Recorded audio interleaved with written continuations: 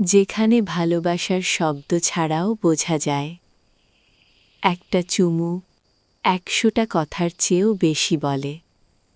আর একবার জড়িয়ে ধরা মানেই পুরো পৃথিবীটা একসাথে জড়িয়ে ধরা। এই গল্পটা তেমনই এক রাতে লেখা, যেখানে ভালোবাসা কেবল ছুঁয়ে যায় না, ভেতরটাকে আলো করে রাখে। চলো শুরু করি। রাফি তেল নিয়ে আমার পাশে এসে বসল। ওর হাতে চন্দনের তেল, আর আমার পিঠে জমে থাকা একটানা ব্যথা। ও ধীরে ধীরে আঙুলে তেল নিয়ে আমার পিঠে লাগাতে লাগল। তেলের গরম ভাব আর ওর ছোঁয়া একসাথে গায়ে লাগতেই আমার শরীরটা একটু কেঁপে উঠল। আমি চোখ বন্ধ করে বললাম, আরও একটু উপরে করো, ঘাটের নিচটা খুব জ্বালাচ্ছে। রাফি ঘাট বরাবর তেল মাখল। ওর আঙুলে যেন নরম একটা ভাষা ছিল।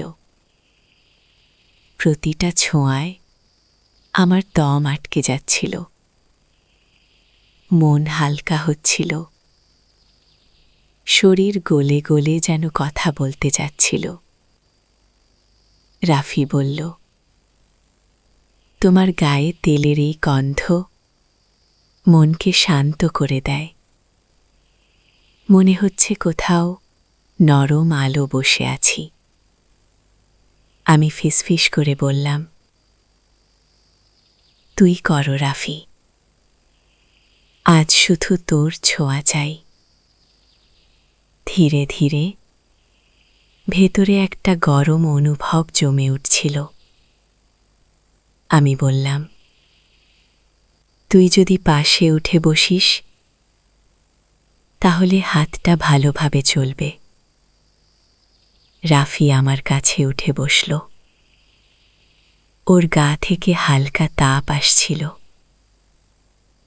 ওর মুখ আমার কানের পাশে।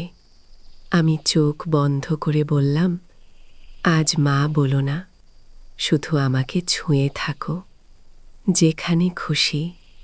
ও নিচু হয়ে আমার ঠোঁটে হালকা চুমু দিল। চোখ খুলে তাকালাম।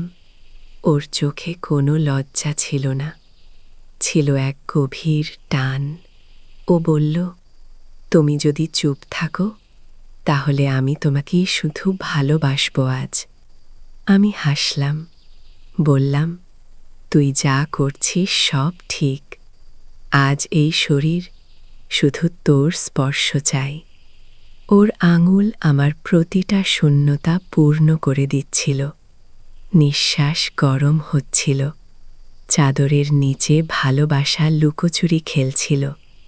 রাফি যে আমার জীবনে এসেছিল এক পারিবারিক পরিচয়ের ছায়ায়, কিন্তু সেই রাতে ও শুধু একজন পুরুষ হয়ে আমার পাশে ছিল, যার ছোঁয়া আমাকে মনে করিয়ে দিল আমি এখনও এক নারী, যে ভালোবাসতে জানে আর ভালোবাসা পেতে চায়।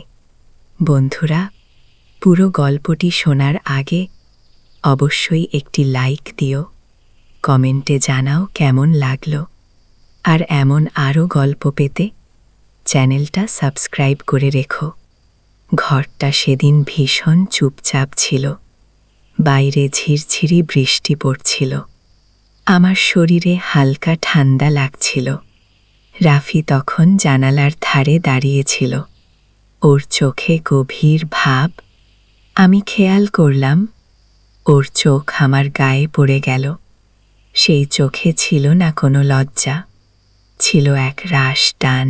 রাফি আমার মেয়ের স্বামী, আমার জামাই, কিন্তু গত কয়েক মাস ধরে ও আমার চোখে অন্যরকম হয়ে উঠেছে। আমার মেয়ে তখন প্রেগনেন্ট, তাই স্বামী স্ত্রীর মধ্যে সেই ঘনিষ্ঠতা ছিল না। রাফিও একা ছিল একদম। ওর চোখে মুখে বারবার যে শূন্যতা দেখতাম সেটা আর সহজ হতো না। আমি জানতাম ও কষ্টে আছে, আর জানতাম ওর মনটা আমাকে চুপচাপ খুঁজে বেড়ায়। সেদিন দুপুরের পর আমি ওর ঘরের পাশে যাচ্ছিলাম। হঠাৎ দেখলাম দরজাটা খোলা। আমি ভেতরে উকি দিতেই রাফি ধীরে ধীরে আমার দিকে তাকালো, চোখে যেন অনেক কিছু লুকিয়ে রাখার ব্যর্থ চেষ্টা। ও বলল, মা, তুমি একটু বসো আমার পাশে।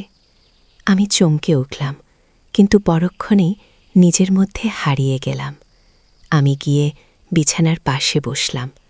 রাফি আমার দিকে তাকিয়েই ছিল। ওর চোখে যেন এক ধরনের কৃতজ্ঞতা, একটা অজানা আকর্ষণ। ও আমার হাতটা ধীরে ধীরে ধরল। আমি থমকে গেলাম, কিন্তু কিছু বললাম না। ওর হাতের স্পর্শে গায়ে কাঁপুনি লাগল। রাফি ফিসফিস করে বলল, তুমি জানো মা, আমি অনেক একা। তোমার মেয়ে এখন আমার কাছে নেই। সারাদিন শুধু ওর শরীর খারাপ, সারা রাত ঘুম হয় না। আমি চুপ করে শুনছিলাম। রাফি তখন আমার হাতটা আর শক্ত করে ধরল। আমার গায়ের খুব কাছাকাছি চলে এলো। ও বলল, তোমাকে দেখে আমার খুব শান্তি লাগে। তুমি যখন পাশে থাকো সব ভুলে যাই। আমি ধীরে ধীরে ওর মুখের দিকে তাকালাম। চোখের নিচে ক্লান্তির ছাপ, কিন্তু ঠোঁটে একটুখানি হাসি। আমি আর নিজেকে আটকাতে পারলাম না। রাফিকে জড়িয়ে ধরলাম। ওর বুকের মধ্যে মুখ রেখে নিঃশ্বাস নিতে থাকলাম। রাফিও আমাকে শক্ত করে জড়িয়ে ধরল। ওর দুই হাত আমার পিঠে ঘোরাফেরা করছিল। আমার বুকের কাছে ওর নিঃশ্বাস যেন গরম বাতাসের মতো লাগছিল। সেই মুহূর্তে আমি ভুলে গিয়েছিলাম কে আমি, কে ও। শুধু এই অনুভবটাই ছিল যে কেউ একজন আমাকে ভালোবাসছে। রাফি ধীরে ধীরে আমার গালে কিস করল। আমি চোখ বন্ধ করে নিলাম। ওর ঠোঁট আমার গলার কাছে ছুঁয়েছিল। আমার গা দিয়ে কাঁপুনি উঠল। আমার গলায় ঠান্ডা কাঁপা গলা নিয়ে বললাম, রাফি, এটা ঠিক নয়। আমরা যা করছি এটা কেউ জানলে সহ্য করতে পারবে না। রাফি ফিসফিস করে বলল, আমি কিছু ভুল করছি জানি, কিন্তু আমার মন যা চায় সেটা তোমাকেই বলে। তুমি ছাড়া এখন আমি কিছু ভাবতে পারি না। আমার চোখ ভিজে যাচ্ছিল, কিন্তু আমি কিছু বলছিলাম না। সেই নরম আলোতে আমাদের দুজনের ছায়া মিলেমিশে এক হয়ে যাচ্ছিল। বৃষ্টির শব্দের নিচে আমাদের নিঃশ্বাসের শব্দ মিলেমিশে গিয়েছিল। রাফি ধীরে ধীরে আমাকে বিছানায় বসিয়ে দিল। আমার চুলে হাত রাখল। আমি ওর মুখের দিকে তাকিয়ে গিয়ে বললাম, তুমি কি জানো? তুমি কি চাইছ? আবির শুধু বলল, তুমি পাশে থাকো। এটাই চাই। তোমার গায়ে মুখ রেখে ঘুমাতে চাই। তোমার নিঃশ্বাস শুনতে চাই। আমি কোনো কথা না বলে আবার ওকে জড়িয়ে ধরলাম। ও আমার কপালে আলতো কিস করল। ওর ঠোঁট আমার কানের কাছে এসে গিয়ে হালকা করে বলল, তুমি আমার সব। সেই রাতে ঘুম হয়নি। শুধু শরীর নাই, মনটাও হালকা হালকা কেঁপে উঠছিল। যে অনুভবটা ছিল তা শুধু শরীরের নয়, ভালোবাসার ছায়ায় ঢাকা এক অন্যরকম আলো, যা কেউ বোঝে না, শুধু অনুভব করে। রাত তখন অনেক হয়ে গেছে। আমি বিছানায় শুয়েছিলাম একা। হঠাৎ করেই আমার দরজার কড়া নাড়ার শব্দ শুনতে পেলাম। আমি আস্তে গিয়ে দরজা খুললাম। দরজার সামনে দাঁড়াই ছিল রাফি। ওর মুখটা কেমন যেন, থমথমে চোখ দুটো লাল। আমি একটু চিন্তায় পড়ে গেলাম। বললাম, কি হয়েছে বাবা? এই সময় দরজায় রাফি আমার দিকে তাকায় বলল, মা, তোমার সাথে একটু কথা বলতে চাই। আমি বললাম, ভেতরে আয় বাবা। ও ঢুকে আমার বিছানার একপাশে বসল। আমি ওর পাশে বসলাম। ও আস্তে আস্তে বলল, মা, তুমি তো জানো না আমার ভিতরের যন্ত্রণার। তোমার মেয়ে এখন প্রেগনেন্ট। তাকে কিছুতেই ছোঁয়া যায় না, ডাক্তারও নিষেধ করছে। আমি বুঝি মা, কিন্তু আমি তো মানুষ, আমারও তো কিছু চাওয়া পাওয়া আছে। আমি কদিন ধরে নিজেকে ধরে রাখছি, কিন্তু আর পারতেছি না মা। আমি কিছুক্ষণ চুপ করে থাকলাম, তারপর ওর মাথায় হাত রাখলাম। বললাম, রাফি, তুমি অনেক ভালো ছেলে।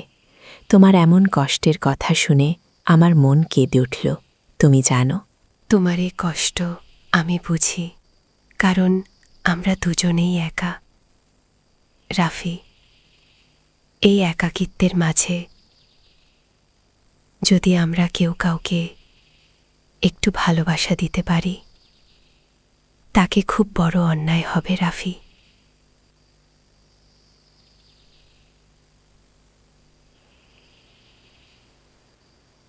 কিন্তু এই ভুলটাও আমি সারা জীবন মনে রাখব।